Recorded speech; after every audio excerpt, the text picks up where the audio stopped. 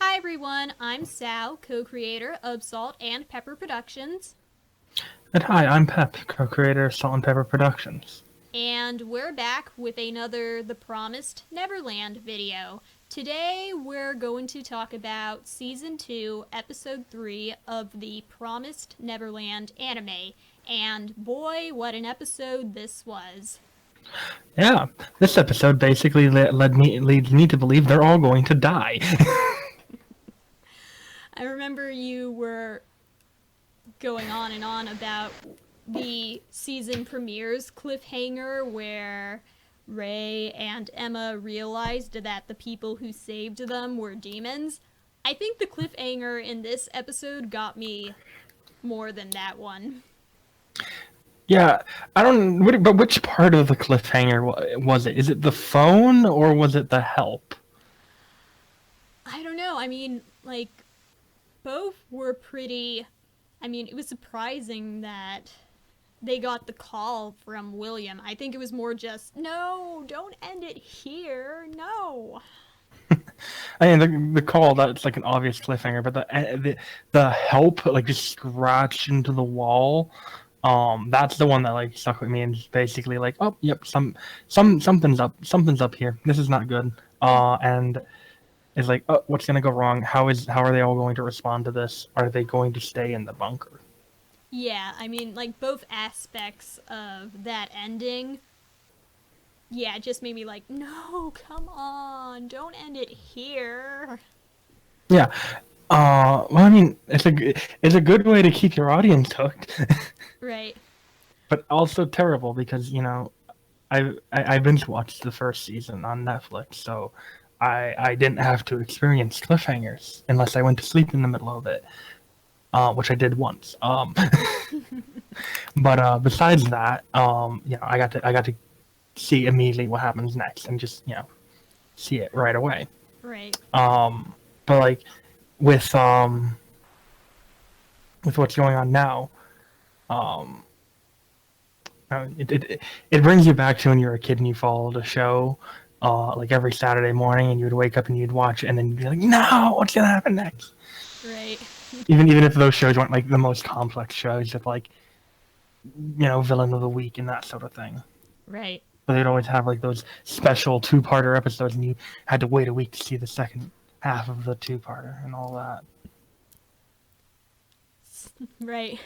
So let's talk about the episode because a lot happened before we got to the ending. So let's Yeah, start with. We learned something interesting about Sunju in this episode. So, he's not in a vegan, guys. He's not a vegan.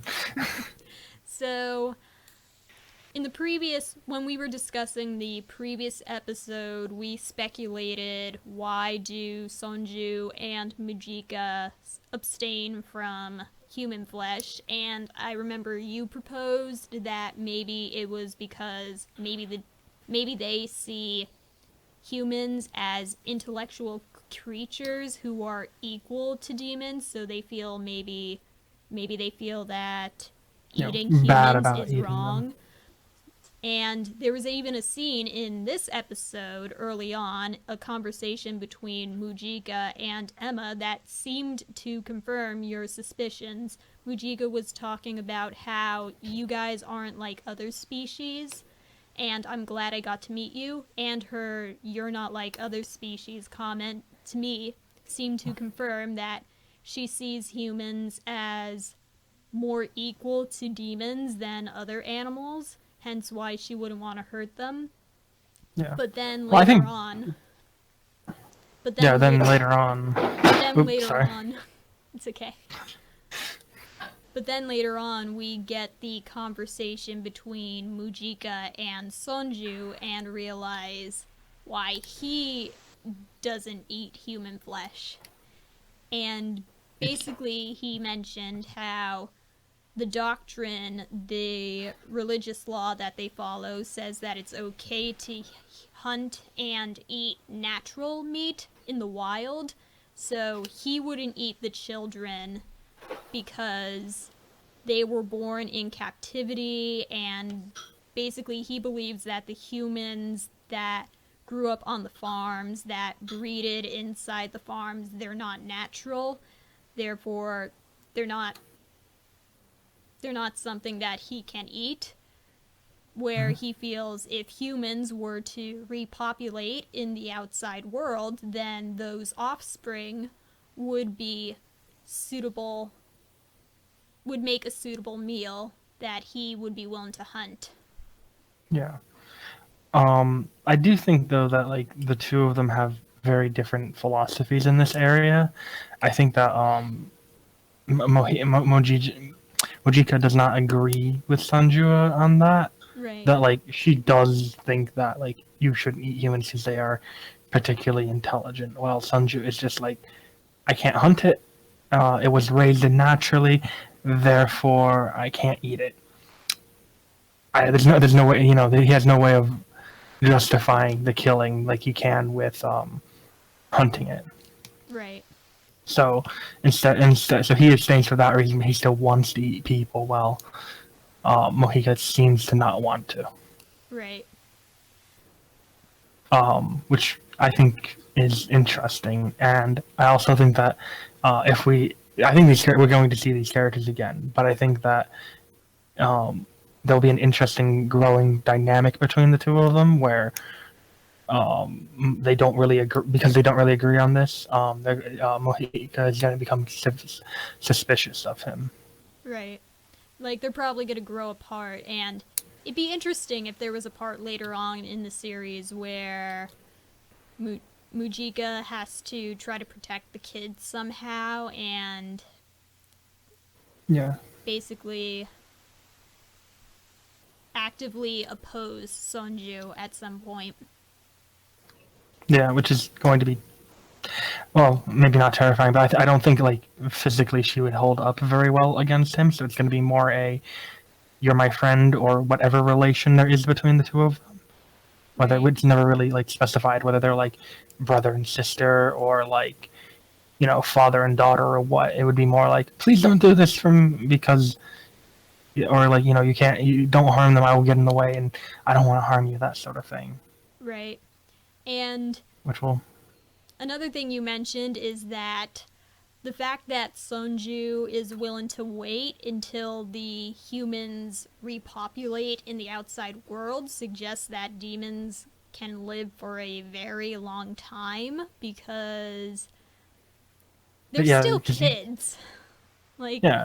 I mean, Ray and Emma are like 12 and 11, so technically it's not that long before they could theoretically have kids. But he's looking forward to like when humans are relatively common to be hunted. So I can't imagine right. that like he's just like, oh, looking forward to this, and then dies in like 10 years or something. Mm, Like it seems to imply that they have a relatively long lifespan, right. or at least longer than people. It could just be twice the human lifespan, which is long, but not like millennia or something. True. True. And so in this episode, the kids and the demons split up and go their separate ways. The children are off to look for William Minera using the pen, traveling through the barren land, and Did you Sonju and did you say Monera? Like, William Minerva. isn't it? I'm sorry. I thought of like a marinara sauce for a second. So I pictured one of those like cheese sticks that marinara sticks that you can buy with like a beard and like the little owl plate. Like, I'm William Minerva, and dip it into like some marinara sauce. I keep Sorry. screwing up his name. Like, Don't worry. You've seen how many times I screwed up a name. yeah. Sorry. Very, very, very, very distracted of me. So anyway, the two groups split up. The children go off to search for William Minerva, and Sonju and Mujika stay behind. Sonju actually hunts and kills the pursuers, so So much for the whole are the pursuers going to locate the kids using the message Ray left on the tree trunk plot point. So much for that. Well, if the team doesn't, if they're like that hunting party doesn't check in on like their expected date, I'm sure that like the farm or company or whatever it is that like operates this is going to send in another team to check on like the missing demon party and could run into that carving again and then reappear later on. That's true. But yeah, it shows that Sunju is determined to let those kids live long enough so he can get what he wants. Basically, I actually, that he's willing yeah, to he's go willing that to far. wait. Yeah, he's willing to He's go got the that far, patience. and he's willing to go that far and butt heads with potentially the authorities and basically the people from the farm. Yeah. Well, I mean, he already mentioned himself as being like a social outcast or like a heretic because of his religious beliefs. Mm-hmm. So I don't think he's exactly the follow the exact follower of rules and order from the government sort of thing. I don't think that's the biggest concern he has, especially since the farm is something that he detests Mm-hmm. as like unnatural and wrong. True. Also, I think that this like episode kind of sets up, and so I've mentioned before that I don't think that there's going to be a giant twist about William Minerva, Mm-hmm. right? I think I've been consistently paranoid about this, Yes. and this episode just set my paranoia off because what it seems because the part we haven't gotten to is they find a bunker, right? Right, they find a bunker using the pen. Yeah, the pen and all that, and it's nice and complex and well done. It seems really weird that this is here, especially that humans would be able to set this up when like humans have supposedly not been on this side of the world before. Mm-hmm. And there's also that cave behind the piano. Mm-hmm. And so what it makes me think, I think that the whole like Minerva thing is actually like a plot by like a subgroup of demons to get a group of humans out of the farm to then reproduce in the wild so they can hunt like the wild game. Mm-hmm. And that Sinju is a part of that group. So like whatever religious group he is a part of that doesn't eat humans because they're in captivity wants to like it has been orchestrating this and they've basically tricked the children into coming out here, and it's might be possible that he basically lied about the whole relation of the demons and humans in this world just to get them to go to the desired location so they can like be safe for a little while until they're like old enough to reproduce or something. Right. And I remember, like, after we saw the episode, we were texting each other, and one thing you pointed out is that Sunju is the one who created the underground tunnels that everybody was traveling through after the first episode. So when you saw the tunnel behind the piano, that's what really made you think, oh, Sunju might be involved in this whole... Those tunnels might go a little farther than, originally implied. Because originally they were supposed to only go through the desert, but these are going all the way out into the Badlands. I think maybe something might be up. Mm-hmm. Also, like, the Badlands is probably the area that the farm is going to look the least for people because it's Badlands. Yeah, there's nothing there. So the fact they put the bunker there, oh, this is really good. We can keep them here. Really, my theory, I'm going to call it now. The thing Minerva is going to tell them because they got that phone call and and the person on the phone said they're Minerva. It's basically going to be he's going to say, "Stay put. We can't come and get you right now," or some variation of that. Right. And what it's actually just trying to do is get them to stay there until they're grown enough to grown enough to like have kids, and then with those kids, then continue to grow the population so that they can have a wild population. Mm-hmm. It's basic. It's basically a conspiracy. This whole thing is made up, and that is why like why would humans come across all the way from the other side of the world over to this farm just to give clothes and books to the demons so that they can give them to the children? That doesn't make much sense, especially since it seems like this is a total divide and that the demons really can't stand just being around a person without wanting to eat them. So that sounds really unsafe for the humans. So that doesn't make much sense. Which, if I'm wrong, it's probably going to be explained in some way. So I imagine that, like, the thing I said, like, I think episode 1 or something, something like that, is that, like, they're not actually humans. They're demons who are, like, wearing hoods, and they don't look like demons to sister Carone. Mm-hmm. And so they're and one of those demons is like working for it is a part of a cult that doesn't eat captive humans, and just decided to, I'm gonna leave the pen, be patient, we live a long time, we can just wait for one of them to succeed. And Sinju just kind of waits there on the path between the farm and the bunker that they're gonna go to, so he can catch them, and then he can bring them back, and then he can like make sure they get where they're going, and all that. It seems perfectly planned as a conspiracy. Like we've talked about how different demons have different body types and how they look drastically different, and Emma even called attention to this in this episode when she was talking to Mujika. She commented that you don't really seem much like a demon. You guys come in all shapes and sizes.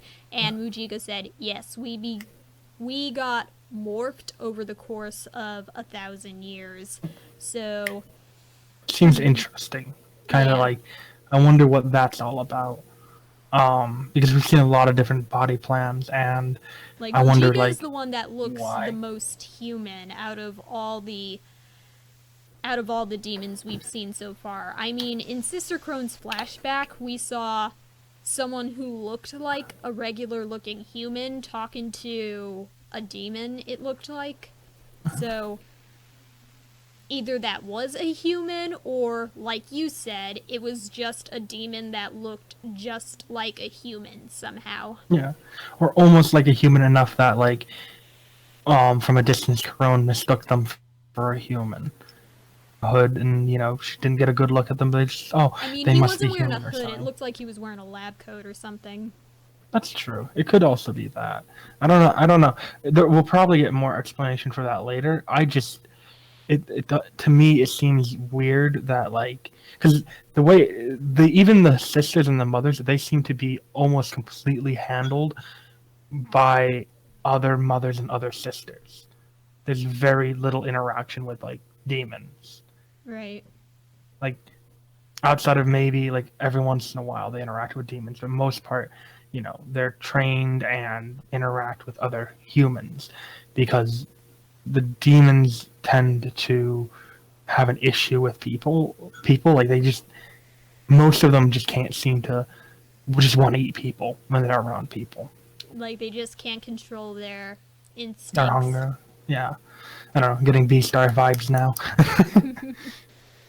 But yeah, I think there's something going up. I mean, the help sign is obviously, a direct, hey, there's something wrong here. This is not as starry-eyed and wonderful as you think it is. Right. Which I really wonder what's going to happen.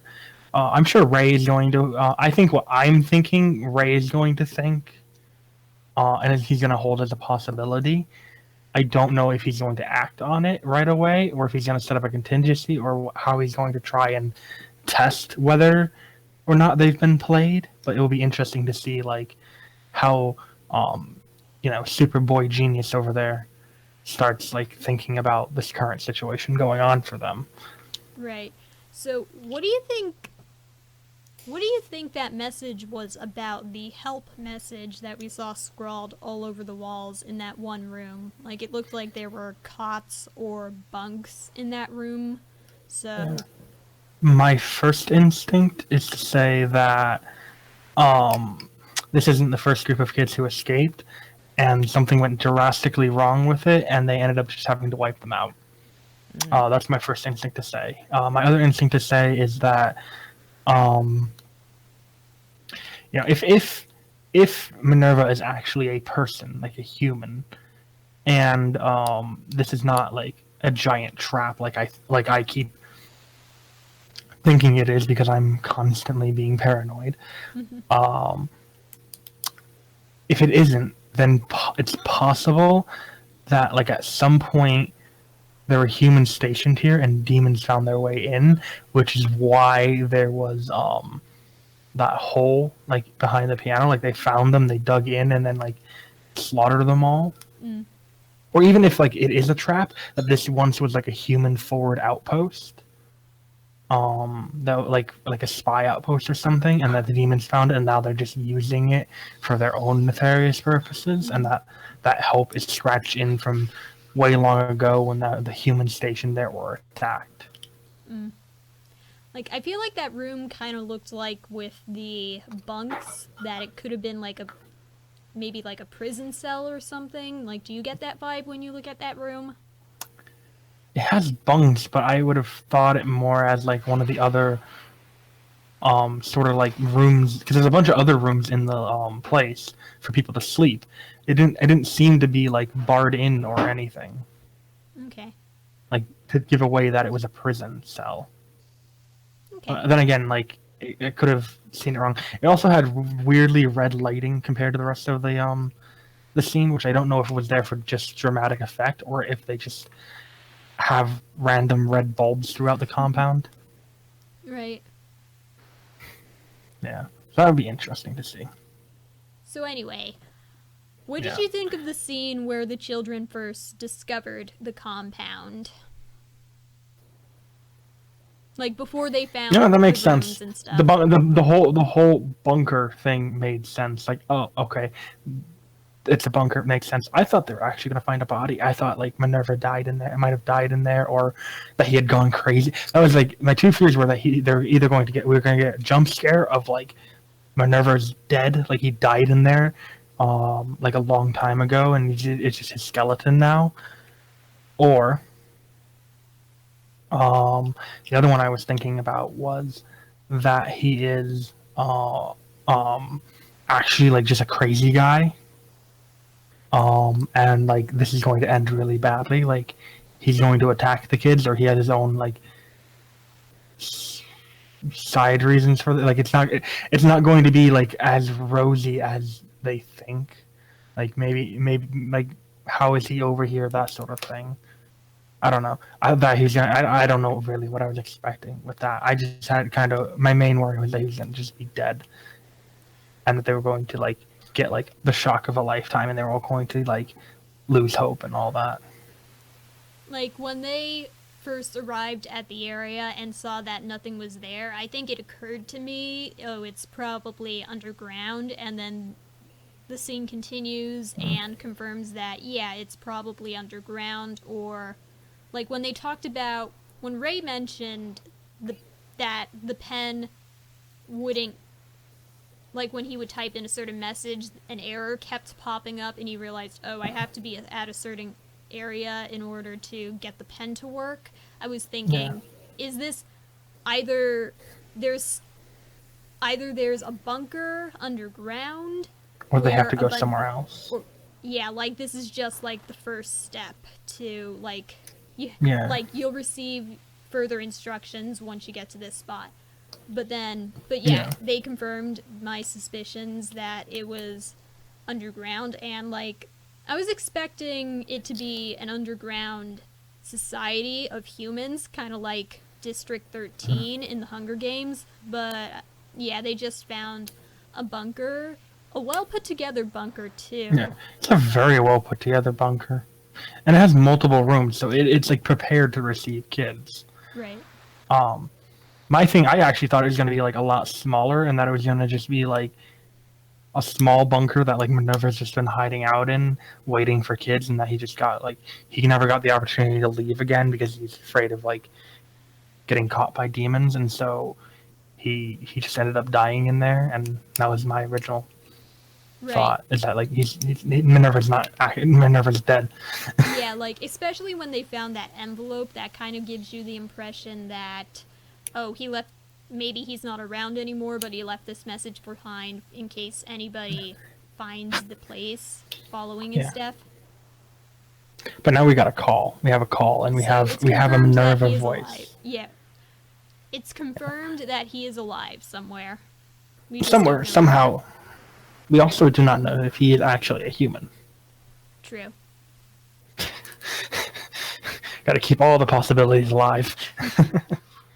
So one interesting thing they found in the bunker was a portable radio, which they used to eavesdrop on the scheduled check-ins at the house, which was pretty cool. And like when they listened in on the scheduled check-in, somebody from Plant 1 and Plant 4 checked in, but that was it. So I don't know if it was just, oh, they came in the middle of the scheduled check-in, so they missed Isabella and the other people, or when they cut away from the radio for a second, we just missed the rest of that conversation. So I don't think they missed the rest of I don't think we missed the rest of the conversation. I think we heard everything that like the kids heard. I think we probably cut in like near the end of the end of the check-in, and that the other plans went first.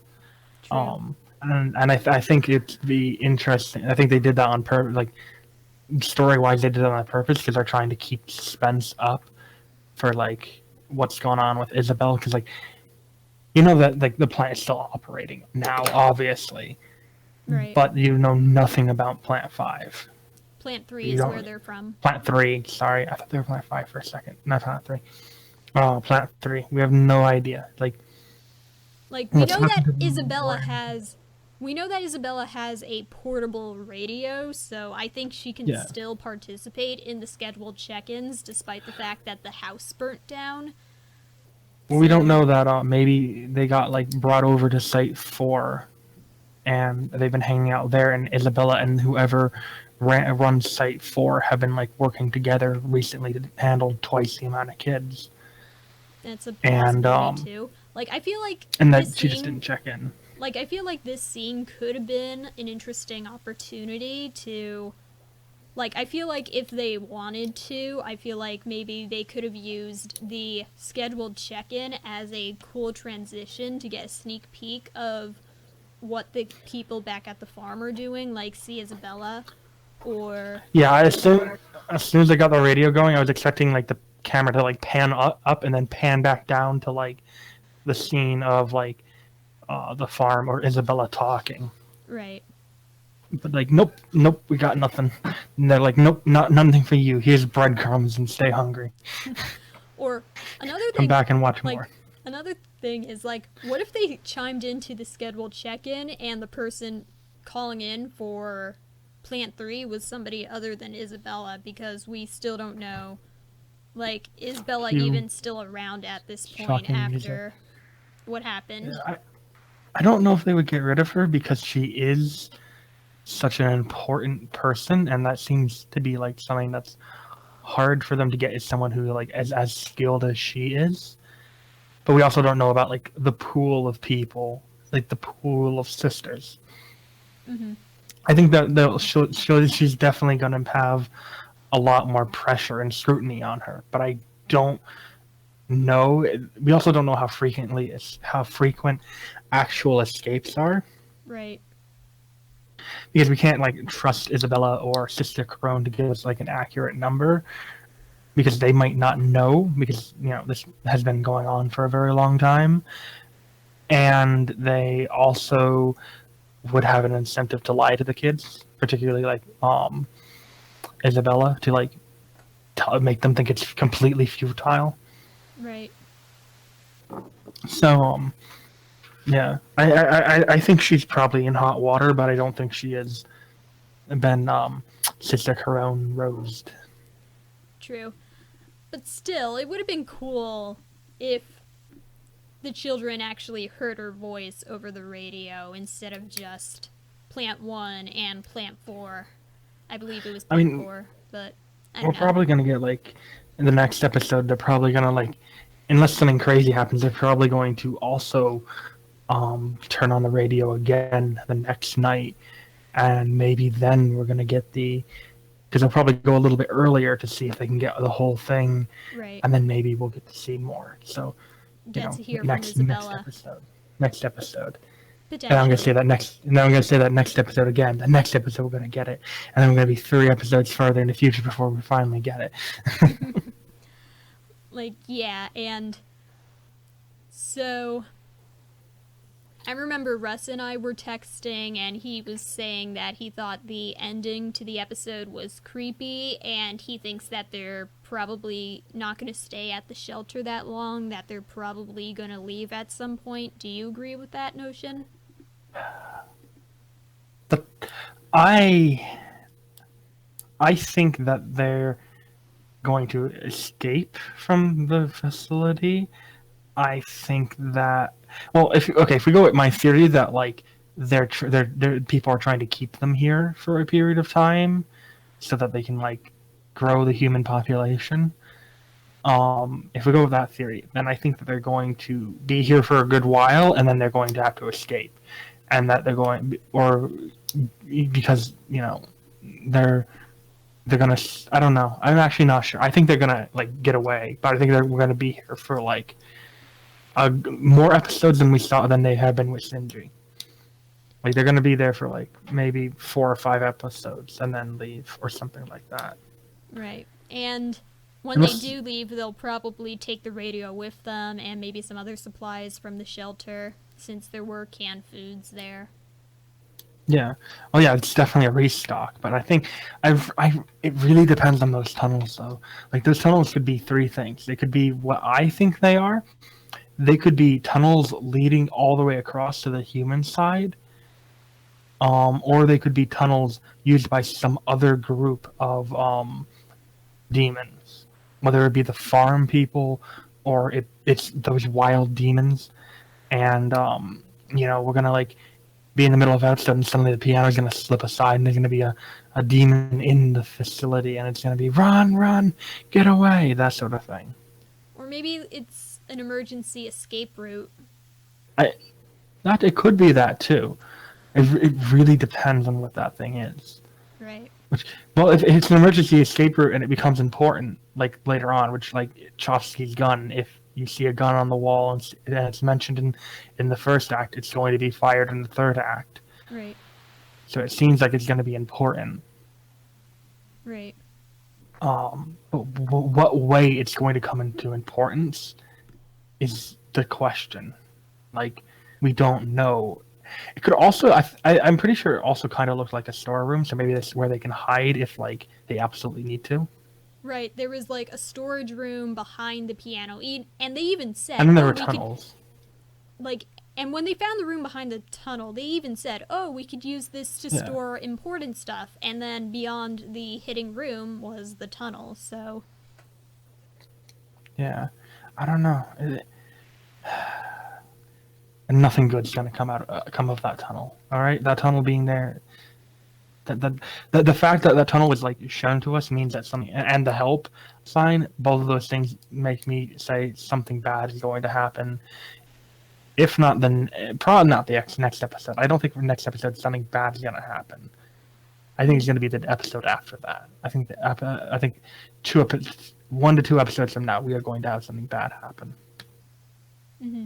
Like, and by bad happening, I mean someone is going to get into the facility, or they're going to need to abandon the facility for some reason. Right. Um, And if they yeah, were to abandon the facility, where would they go? Would they like start traveling towards would they probably start just traveling towards the human world or back towards the farm to try to get the others, or Um, I think Emma's gonna want to go back to the farm and rescue everyone. You know what? Right. Maybe that's what's gonna happen. Is that like next episode we're gonna get a radio broadcast, and they're gonna find out that like everyone's selection date has been pushed forward for her farm, uh, for their farm, and so they need to go and like expedite uh their timeline for rescuing the kids Hmm. or something like that. I don't know. Maybe they're gonna head back to the farm. I feel like she's gonna want to head back to the farm to save everyone, and I feel that Ray is gonna be like, we need to make a break for the human world or something like that. Or maybe they're both gonna, because technically they have 2 years, so they could make a break for the human world, but I don't think they know where the human world is right now. It's true.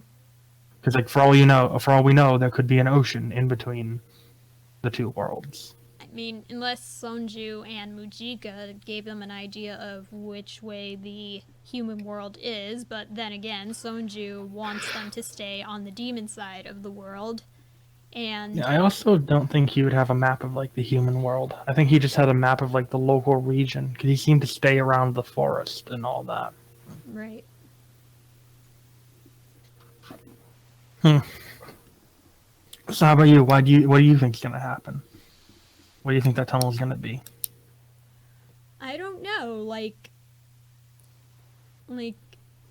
I didn't even consider that Sonju could have something to do with that tunnel until you brought it up when we were texting, but I feel like it could have been either any of those options. It could be an escape hatch, it could be a secret entrance for the demons to come in and attack. It could be related to Sonju.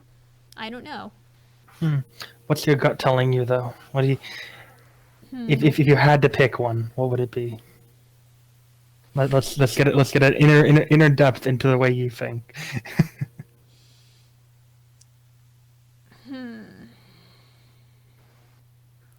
I don't know. Maybe it is connected to Sonju. I don't know. You see, you kind of, maybe I've just been too conspiratorial. I've roped you in.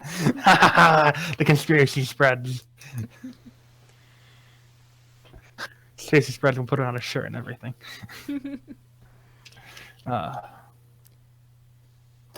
Yeah. Okay. I feel vindicated.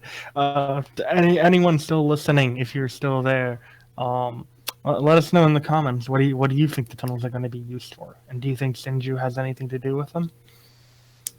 I'm gonna I paused waiting for a response. I guess that's your cue to go and actually write the comment now. Thank you. So, what did you think of the kids in this episode? Like, I noticed that. Where they did the seem to piano be- boy come from? Excuse me? Piano, the boy playing the piano. I don't remember him. I've never seen him in the group before, and he just appeared. No, he's been around since the first season. I think his name Has is he? Nate or something like that. I'd Nate? have to double Nate the check. piano boy?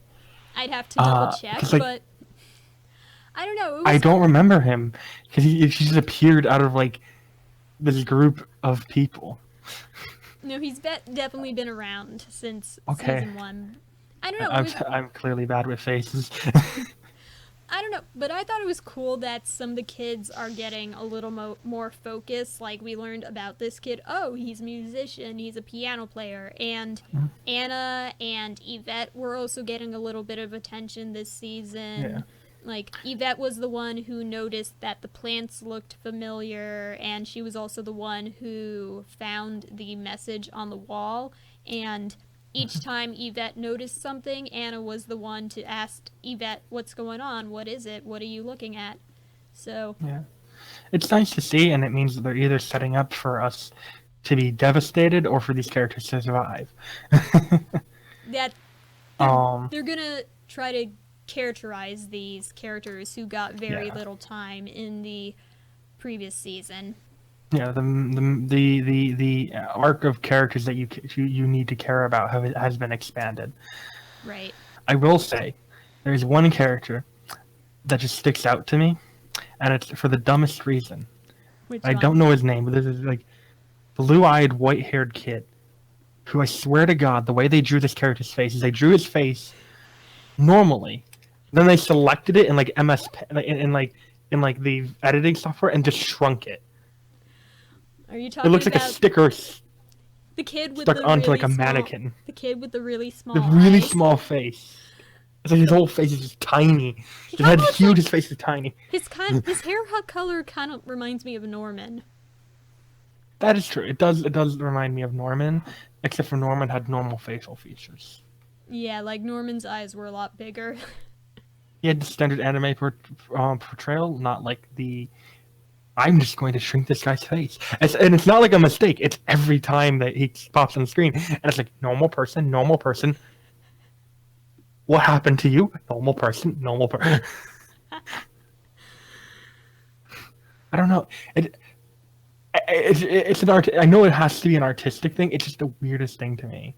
That, like, because it's a way of giving style. Because they do that in, like, crowds. Usually when there's like a large crowd of people, there's always that one person with like the really tiny face, and there's always like everyone with the derpy faces. But because this group of characters is getting characterized, they only went with the one kid with the one really small face, and it doesn't change. Every scene he has a small face. I feel bad for him. He got a tiny mouth. He gotta like cut things really small before he eats them. I know you're not a fan of Rick and Morty, but there's like an episode where there's basically these people who have like giant heads and very tiny faces, and they have like a restaurant where it's like small bites and it's like really tiny food that they can eat And that because they have and small that's mouths. what the character reminds you of. Yeah, that's what the character reminds me of. Good small mouth. They gotta like get the tiniest food in the world in order to like actually be able to chew it. I don't know. I pick up on like the random kid with the small face, and like I like that character. He's weird, but I like him. No characterization, just small face. How about you? How do you you have any particular kids you've gotten a particular interest in or think are like an interesting character, or you particularly like just don't die to? So the thing is, like, one cool thing about season 1 is that when you rewatch it, you notice what's really going on behind the scenes. And one thing Yeah. is that something that we didn't learn until the end of season 1 was that Emma and Norman and Gilda and Dawn were starting to tell kids slowly what was going on. Like, when Norman and Emma were talking to Sister Crone, Gilda and Dawn were standing outside with a small group of kids, and like one of them was Anna, the girl with the blonde hair, one of them was Nate, the boy with the red hair, who we later learn is a piano player, and the other two kids were Putting in there that he's actually like continually in the story, and I'm not. He just wasn't okay. and the other two kids were Lenny and Toma, I think his name was. Toma? Okay. Like, basically the two rascals who are always hanging out. They're basically like two peas in a pod. They're constantly paired together, constantly goofing around together. Like, Yeah. and we I remember noticed that, like, whenever certain scenes happened, the camera would focus on those few characters, and once we get to the end of the season, we realize, oh, the camera was focusing on those characters because they know what's going on, so they're aware. Like, when they see Emma is injured, has a broken leg, they know, They're thinking, oh, shoot. God, what happened? Yeah. Like, it's because Something's up.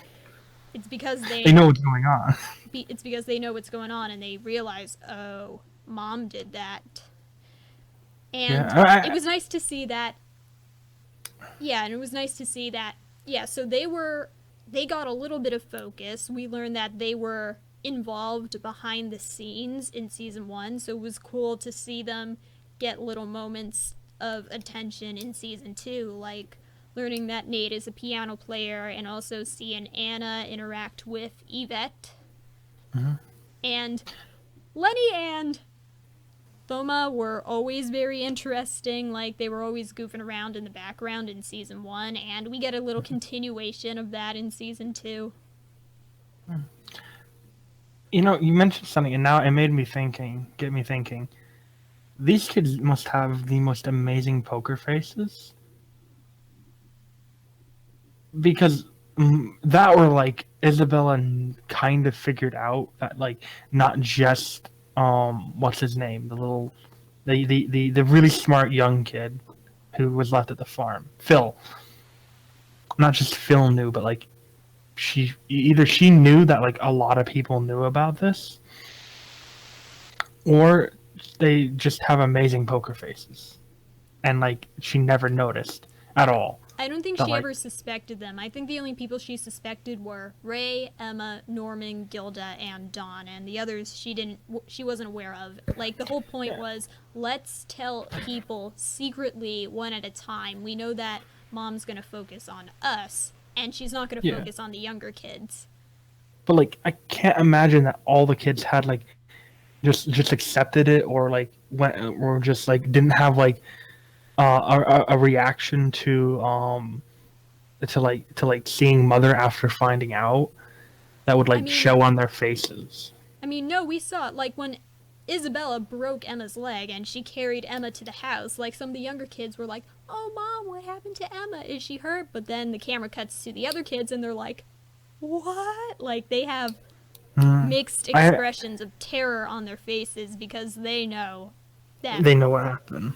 And later on, when Isabella announces Norman's going to move out and live with a new family, like, They're all Lenny, devastated. like, Yeah. the younger kids are like, "We're gonna miss you, Norman," but the older kids, like Lenny and Thoma, they're like, "Wait, Norman's gonna chip out? Oh, we're definitely gonna miss him, right?" Like, basically trying to remind each other, stay calm, stay calm. Stay calm. Don't freak out. No, I meant.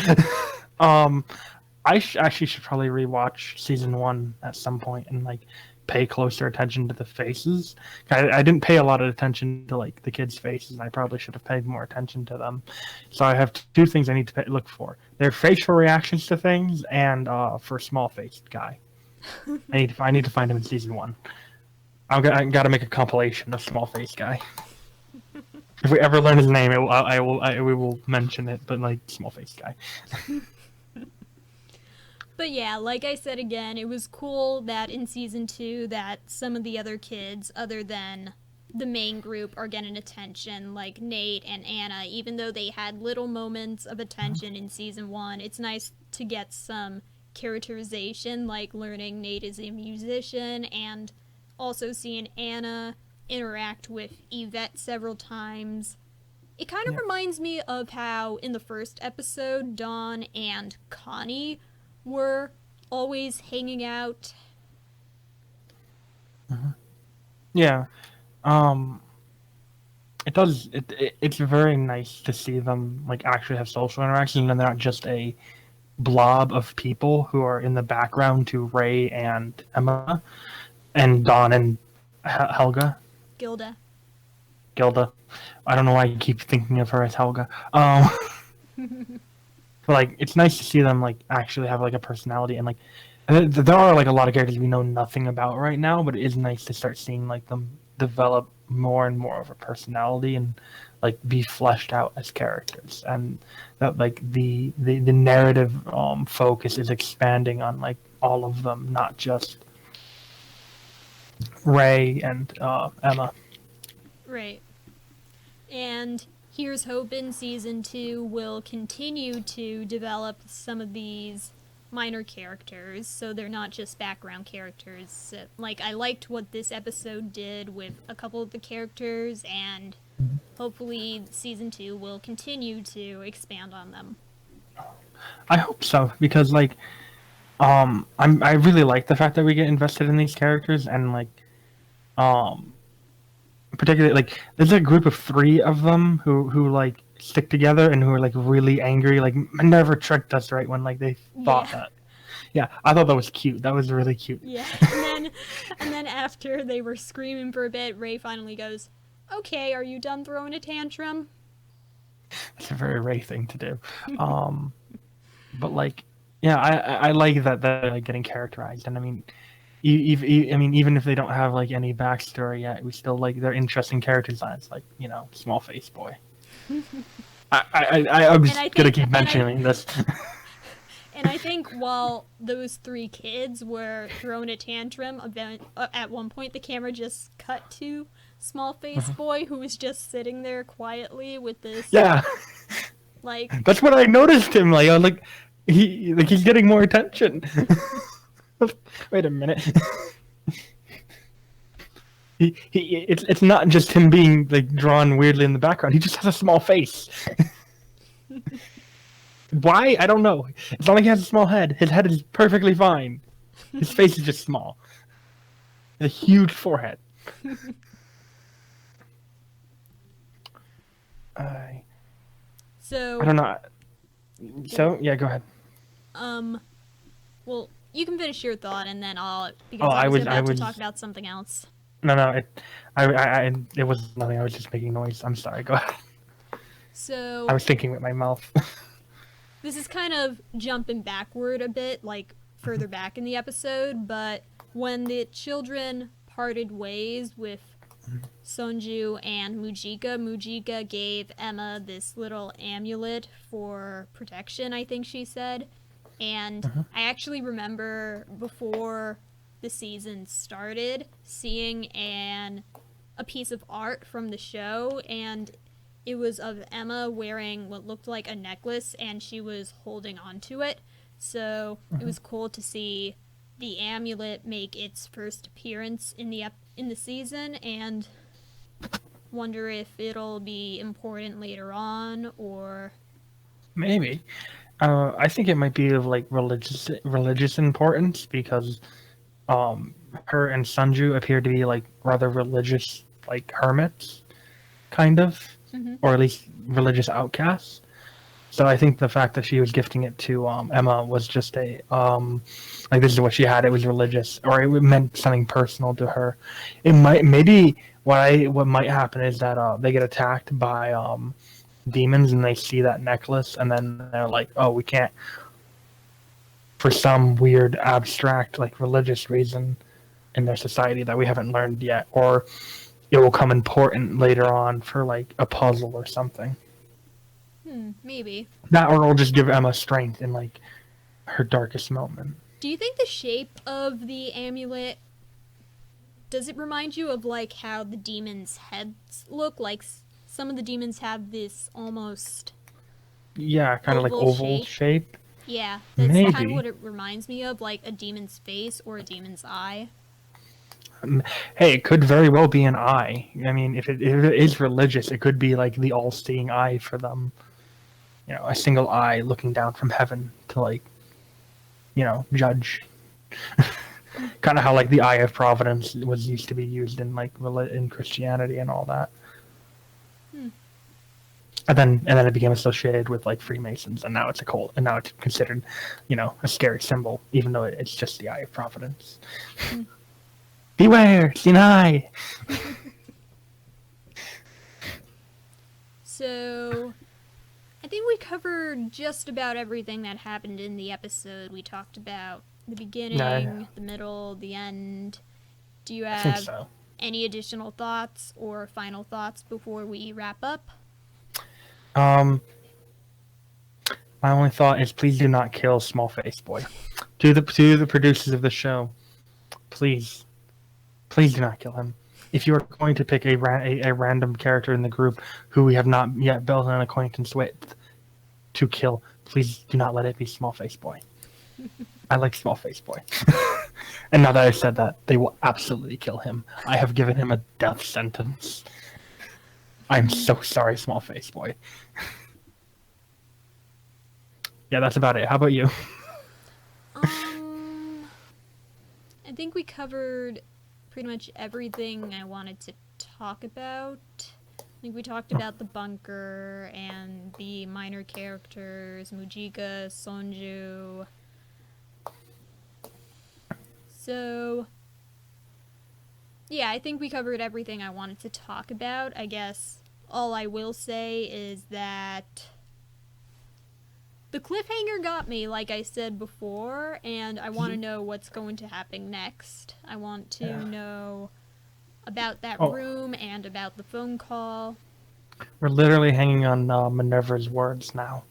Right. We're waiting to see. I swear to God, he's gonna say stay put, and it's only gonna drive me deeper into the conspiracy. And then something's gonna happen. It's gonna be immediately disproven, and I'm gonna be like, no. Well, back to the drawing board. Well, well, that kind of begs the question, where is he if he's not at the bunker? Anyway, maybe he's in the tunnels because the wired phone. It is a like that's an old like coin operated phone. So there's like a actual wire. So the wire has to lead somewhere. Maybe it leads back into the tunnel, and he's just like hiding out back in the back of the tunnel.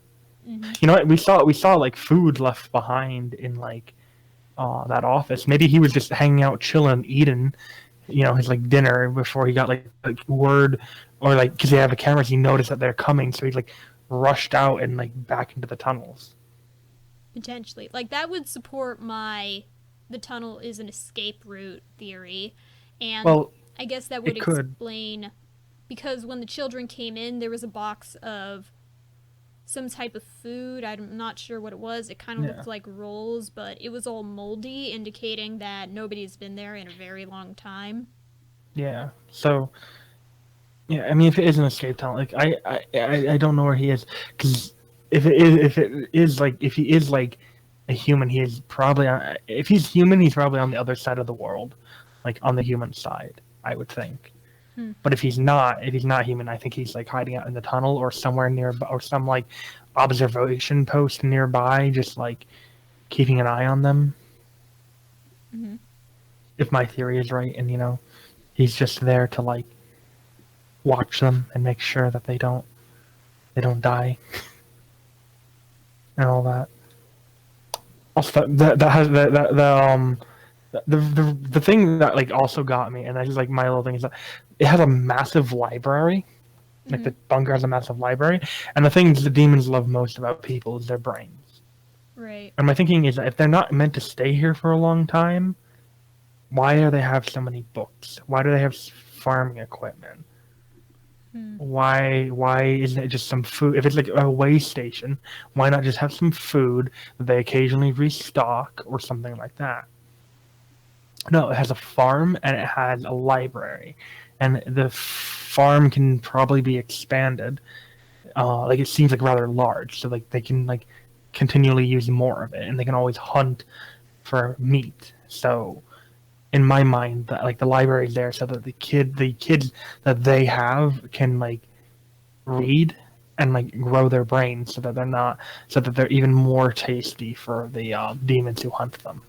Right. Like, Sorry, I keep going back to my theory. your theory that the bunker is connected to Sunju, and that Yeah, it's part of a wider group. William is a part of a group that's trying to create wild humans in the outside world. Yeah, no, I think it makes sense. Let me know in the comments if you disagree. Fight me. Just challenge the internet to a battle. I'm gonna get 180 comments or something like that. Yeah, no, that's really like my main thought for like this episode is where this is bad. This is bad. There's no salvation here. This is bad. This is a trap. This has a bad intention. It's definitely possible, but we'll have to wait until next week to find out. All right, well, we'll see you all next week then. So, final thoughts before we close? I think I already gave my opinion on Please Don't Kill Small Face Boy. I will also say, please let Ray be the one who figures out that this is like all going on. I want him to like. I actually really wonder what Ray is going to be thinking like this whole time, because you never hear his thought process. You just hear him like, "I have figured everything out," sort of thing. Hmm. So it's really going to be interesting to see his thought process on this. How about you?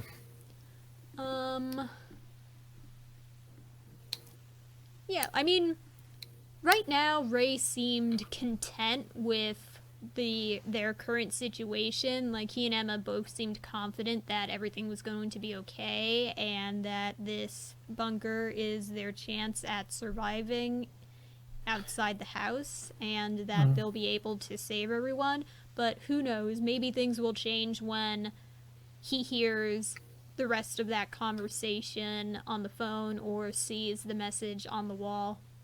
Who knows, I think maybe the he'll help be is the maybe he'll be the give it one to away. suggest that they relocate. Yeah, it's very possible, or he's gonna at least take precautions and be like ready. I feel like he's gonna stay up and like watch the piano to see if like anyone comes out from the tunnel. Oh, maybe they should do like kids on guard duty throughout the night. Like Yeah, like one group, like one person is in the room with all the monitors and the other person is in the room with the piano, yeah, and just staring at the piano. they alternate throughout the night, like different shifts. That sounds smart, and it also sounds like something they would do, especially that Ray would think of. I think that might actually end up happening. But also, that would probably not be too popular among the kids because they would probably like freak them out. That's true. So do you think they'll keep? Well, they'll probably already be freaked out, so it might actually just work. It might be a way to calm them down. Yeah, that's true, because Yvette, one of the younger kids, was the one who found the help message, so the younger kids are probably going to freak out unless they have a plan for guard duty. Well, on that note, I think that we've talked about everything, and please like, comment, and subscribe, and we will be back next week with more Never Promise Land, Promise Neverland content for you.